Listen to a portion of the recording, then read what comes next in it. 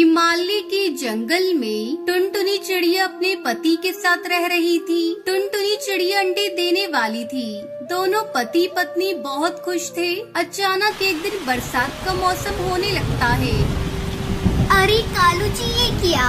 अभी तो बारिश का मौसम भी नहीं है, फिर ये बरसात क्यों होने लगी? हमने तो अपना घोंसला भी मजबूत नहीं किया।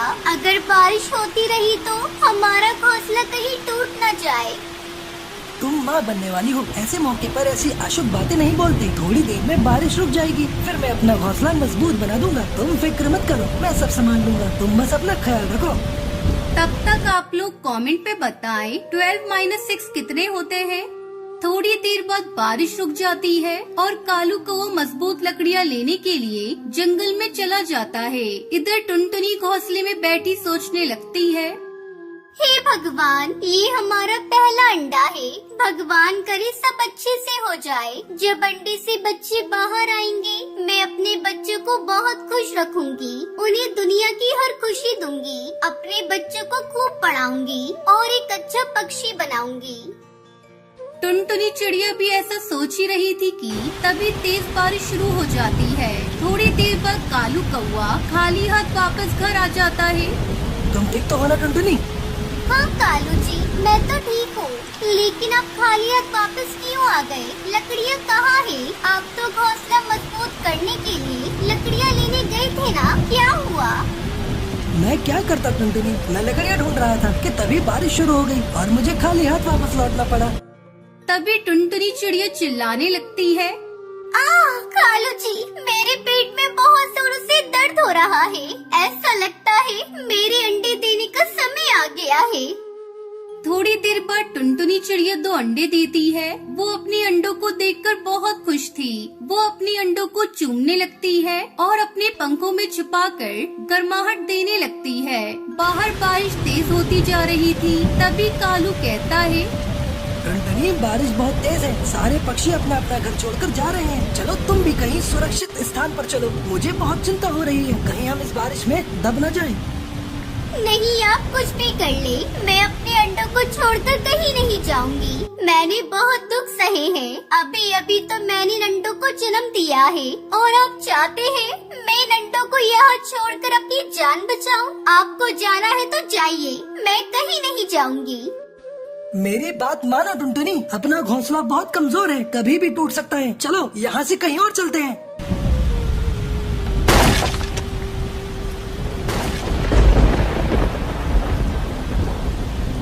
अरे ये मैं कहाँ हूँ?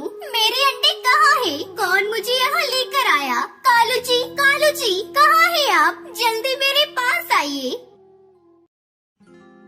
चुप हो जाओ टुनटुनी, मत रो। तुम्हें नहीं पता, आधी रात को तुम अचानक बादल गरजने की आवाज सुनकर बेहोश हो गई थी, तब मैं तुम्हें यहाँ लेकर आया। ये सब आपकी वजह से हुआ है कालू जी। अगर आप मुझे नहीं लाते तो मेरे अंडे ऐसे नहीं फूटते। क्यों किया आपने ऐसा मेरे साथ? बोलिए।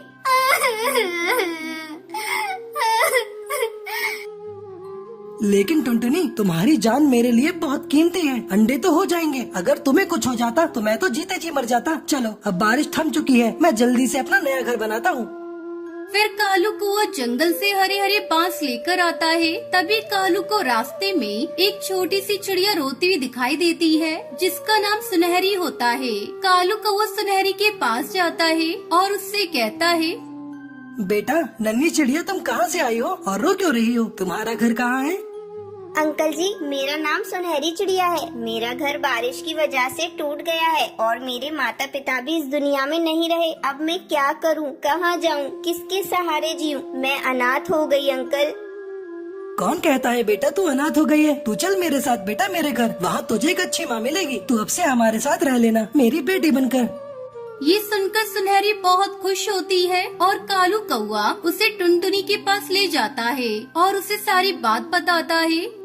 हे भगवान, तेरे घर देर है पर अंधेर नहीं। तूने मुझसे मेरे बच्चे छीनकर इतनी प्यारी बच्ची दी। आज से सुनहरी बेटा, मैं तुम्हें अपनी बेटी की तरह प्यार दूंगी। तुम्हें कभी माँ की कमी महसूस होने नहीं दूंगी।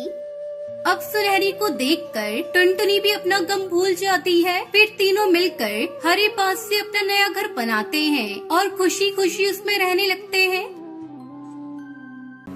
एक घने जंगल में टुनटुनी नाम की चिड़िया अपने परिवार के साथ रहती थी। उसके परिवार में उसका पति कालू कौआ और ननंद पुष्पा कौवी थी। टुनटुनी चिड़िया पूरे दिन खाना खाती रहती थी और इसी वजह से वो बहुत मोटी ताजी थी। उसको इस तरह देखकर उसके घर वाले बहुत परेशान रहते थे। एक दिन की बात है, टुनटुनी रसोई में खाना बना रही होती है। वो खाना बनाकर जैसे ही फारिग होती है, तभी उसकी ननंद पुष्पा कौवी वहाँ आ जाती है और वो टुनटुनी चिड़िया से कहती है, अरे भाभी, आप तो बहुत मोटी हो गई हो, आपका पेट भी निकल आया है। हाँ, तुम ठीक कह रही हो, पर मैं क्या करूँ, मुझे भूख बहुत लगती है। यदि मैं भरपेट खाना ना खाऊं तो मैं कुछ भी काम नहीं कर पाती हूँ, इसलिए खाती रहती हूँ। और ये कहकर टुनटुनी चिड़िया एक पूरी निकाल कर खा लेती है। टुनटुनी चिड़िया को देख पुष्पा कौवी कहती है, भाभी, थोड़ा कम खाया करो और कोशिश किया करो कि आप खाने को कम से कम देखो, क्योंकि आप खाना देखोगी तो फिर आपको भूख लगेगी। मैं जितना काम करती हूँ उतना ही खाती हूँ, उससे ज्यादा नहीं खाती हूँ। तुमने तो देखा है, मैं घर का सारा काम करती हूँ, इसलिए मुझे भूख ज्यादा लगती है। टुनटुनी चिड़िया की बात सुनकर पुष्पा कौवी अपने मन में सोचती है, इनसे कुछ भी कहना बेकार है, क्योंकि ये अपने आगे किसी की बात मानने वाले तो है नहीं। इससे अच्छा यही है कि मैं यहाँ से चली जाती हूँ। अच्छा भाभी, अब मैं चलती हूँ, वैसे भी मुझे कुछ काम याद आ गया है।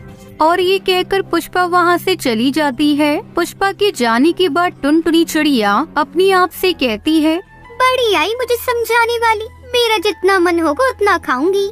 और ये कहकर फिर से वो 2 पूरी खा लेती है। पूरा घर टुनटुनी चिड़िया से परेशान हो चुका था, क्योंकि दिन पर दिन टुनटुनी चिड़िया मोटू और पेटू होती जा रही थी। ये देखकर कालू कौवा भी परेशान रहता था, क्योंकि उसे अच्छा नहीं लगता था कि सभी उसकी बीवी को पेटू कहकर बुलाते थे। धीरे धीरे समय बीतता है, पर टुनटुनी चिड़िया ने अपने खाने पर बिल्कुल भी कमी नहीं की। वो पहले से ज्यादा मोटी और पेटू होती जा रही थी।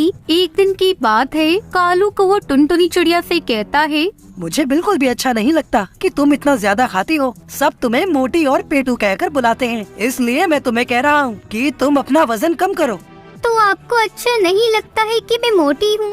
यदि आपको अच्छा नहीं लगता है तो आप बता दीजिए, मैं पतली हो जाऊंगी। मैं आपके लिए कुछ भी कर सकती हूँ। मैं बस यही चाहता हूँ कि तुम ज्यादा मत खाया करो, क्योंकि तुम्हारे ज्यादा खाने से तुम देखो कितना मोटी हो गई हो और तुम्हारा पेट भी कितना निकल आया है, जो मुझे बिल्कुल भी अच्छा नहीं लगता है। सभी तुम्हें पेटू कहकर बुलाते हैं, यहाँ तक कि तुमने देखा है कि पुष्पा भी तुम्हें पेटू ही कहती है। तो क्या हुआ, वो मेरी ननंद है, वो मुझे कुछ भी कहकर बुला सकती है, मुझे बुरा नहीं लगता। पर मुझे बुरा लगता है ना कि कोई मेरी बीवी को मोटी और पेटू कहकर बुला रहा हो, तो मुझे बिल्कुल अच्छा नहीं लगता है। इसलिए तुमसे कह रहा हूँ कि तुम कम खाया करो। क्या तुम मेरी खुशी के लिए इतना भी नहीं कर सकती हो?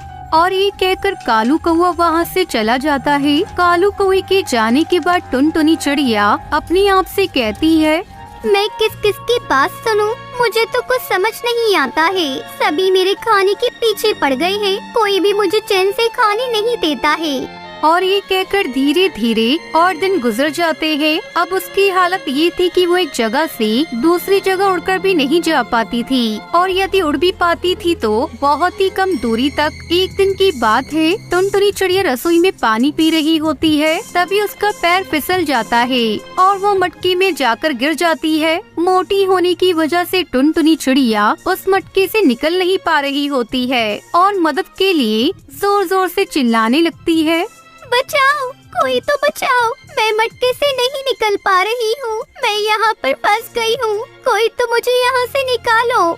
टुनटुनी की आवाज सुनकर सभी वहाँ आ जाते हैं और वो लोग देखते हैं तो हैरान रह जाते हैं, क्योंकि टुनटुनी चिड़िया एक मटके में फंसी हुई होती है। ये देखकर पुष्पा कौवी कहती है, अरे रे, भाभी तो मटके में फंस गई हैं, इन्हें यहाँ से कैसे निकालें?